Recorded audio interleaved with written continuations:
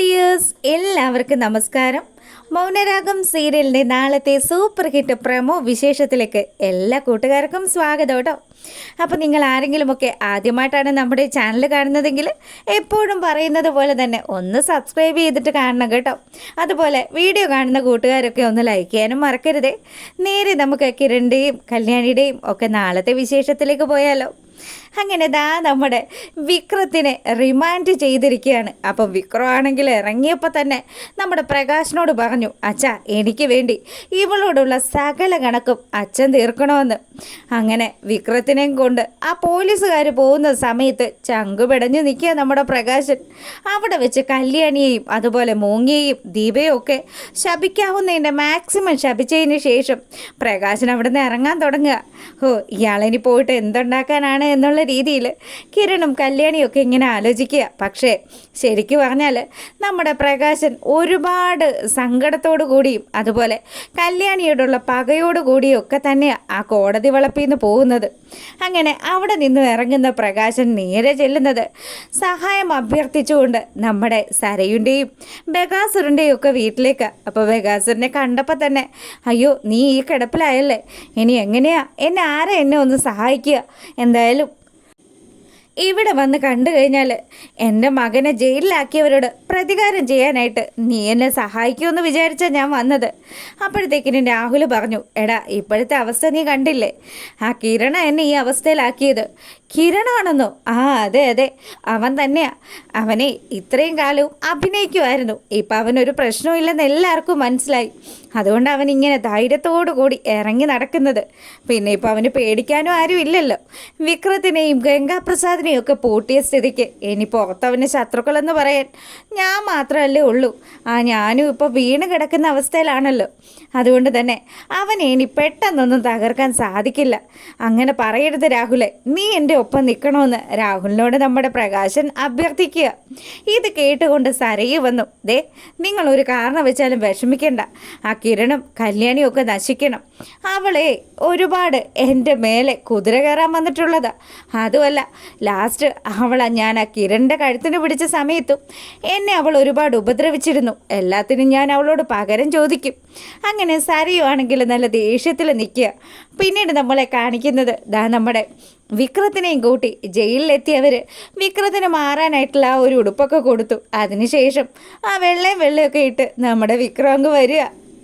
വേറെ ആരുടെ അടുത്തേക്കല്ല, നമ്മുടെ ഗംഗാപ്രസാദ് കിടക്കുന്ന അതേ ആ ഒരു സെല്ലിലേക്ക് വിക്രത്തെയും കൊണ്ടുവന്നാക്കി. അപ്പോൾ ഗംഗയാണെങ്കിൽ ഇവനെ കണ്ടപാടെ എഴുന്നേറ്റു.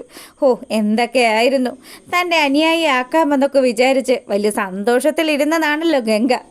അങ്ങനെ ഗംഗാപ്രസാദിനെ കണ്ടപ്പോൾ തന്നെ വിക്രമാണെങ്കിൽ കണ്ടില്ലേ എൻ്റെ അവസ്ഥ, ഗംഗേട്ടന് വേണ്ടിയിട്ട് കാർത്തികയ്ക്കിട്ട് പണിയാൻ പോയതാ. എന്നിട്ടിപ്പോൾ എന്തായി, അവരും എല്ലാവരും കൂടി അതിനുള്ള പകരം എന്നോട് വീട്ടി. ഇനിയിപ്പോൾ ഒന്നും പറഞ്ഞിട്ട് കാര്യമില്ല. എന്തായാലും നമുക്ക് ഇവിടെ കിടന്ന് കാര്യങ്ങളൊക്കെ ഒന്ന് പ്ലാൻ ചെയ്യണം. നീ വിഷമിക്കണ്ടടാ. ദേ ആ കാർത്തിക മരിച്ചു കഴിഞ്ഞാൽ അതിനുശേഷം അവളുടെ സ്വത്തുക്കൾ മുഴുവനും എൻ്റെ പേരിലേക്ക് വന്നു ചേരും. അങ്ങനെയാണെങ്കിൽ പിന്നെ നീയും നിൻ്റെ അച്ഛനും ഒക്കെ സന്തോഷത്തോടു കൂടി ജീവിക്കാനുള്ള അത്രയും മുതൽ നിങ്ങൾക്ക് ഞാൻ തരുമെന്നൊക്കെ ഗംഗാപ്രസാദ് പറഞ്ഞു. വിക്രമാണെങ്കിൽ എനിക്ക് ഏറ്റവും വലിയ കലി ആ കല്യാണിയോടാ. കാർത്തികയെക്കാട്ടിലും വലിയ വിഷവിത്ത് ആ കല്യാണിയാണ്. അവളെയാണ് നമ്മൾ ആദ്യം പൂട്ടേണ്ടത്. എന്തായാലും ഇവിടെ നിന്ന് പുറത്തിറങ്ങാനുള്ള മാർഗങ്ങൾ നമ്മൾ നോക്കണമല്ലോ. 14 ദിവസത്തേക്കല്ലേ നിന്നെ റിമാൻഡ് ചെയ്തിരിക്കുന്നത്.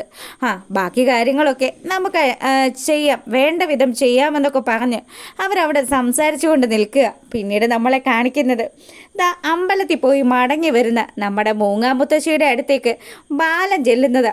അല്ല എന്താ ഭാനുമതിയമ്മേ, പല കാര്യങ്ങളും ഒക്കെ കേൾക്കുന്നുണ്ടല്ലോ. കൊച്ചുമോൻ റിമാൻഡിലാണെന്നൊക്കെയാണല്ലോ കേൾക്കുന്നത്.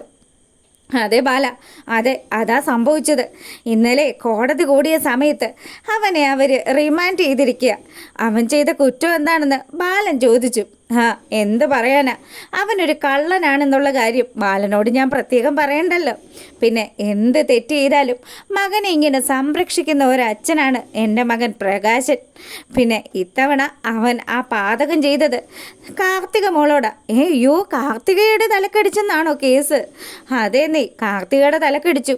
ഇനിയിപ്പം അവളും ആ ഒരു അവസ്ഥയിൽ കിടക്കുമ്പം എനിക്ക് പോലും മുഖം തിരിക്കാൻ പറ്റാത്ത കാര്യം. അതുകൊണ്ട് തന്നെ ഞാൻ നേരെ കോടതിയിൽ പോയി ഞാനും ദീപയും അതുപോലെ കല്യാണി മോളും ഒക്കെ ആ വിക്രത്തിനെതിരെ മൊഴി കൊടുക്കുകയും ചെയ്തു.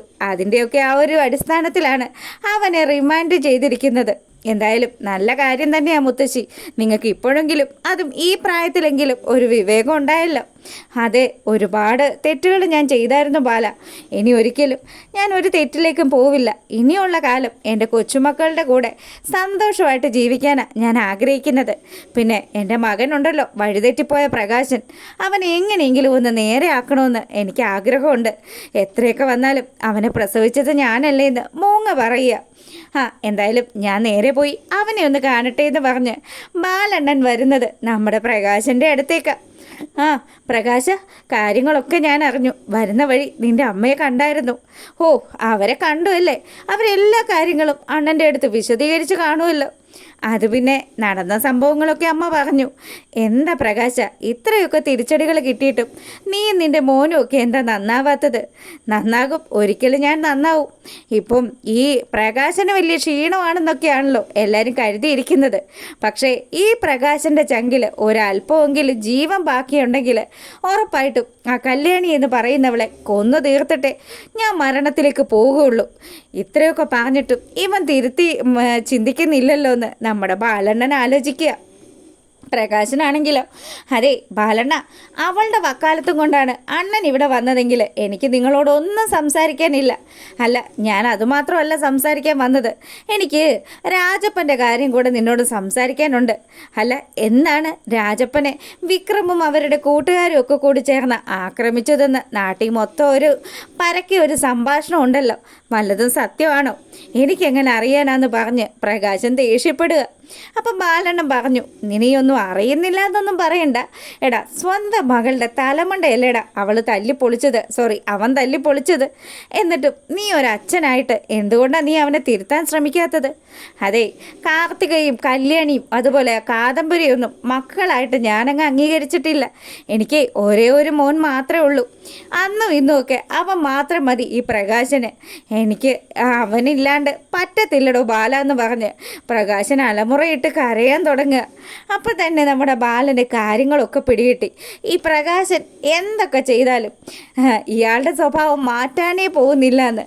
അങ്ങനെ ബാലൻ ഇനി അവിടെ നിന്നിട്ട് കാര്യമില്ല എന്ന് മനസ്സിലാക്കി പുള്ളിക്കാരൻ അവിടെ നിന്ന് പോവുക.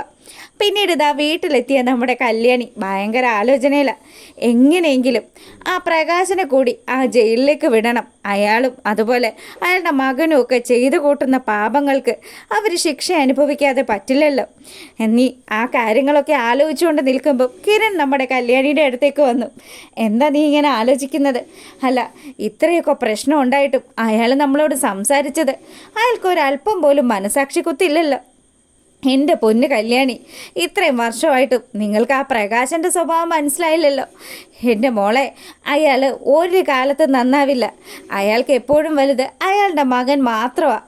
ആ മുത്തശ്ശി പണ്ട് പറഞ്ഞു കൊടുത്ത കാര്യങ്ങളൊക്കെ അതിപ്പോഴും മനസ്സിലിട്ട് താലോലിക്കുന്ന ഒരേ ഒരു വ്യക്തിയാണ്. അതും മണ്ടനായ നിങ്ങളുടെ അച്ഛനാണ് പ്രകാശനെന്ന് കൂടി കിരൺ പറയുക. ഇതൊക്കെ കേട്ടു നിൽക്കുന്ന കല്യാണിയെ കാണിച്ചുകൊണ്ടാണ് നാളത്തെ വിശേഷം അവസാനിക്കുന്നത്. അപ്പോൾ ഓക്കെ, താങ്ക്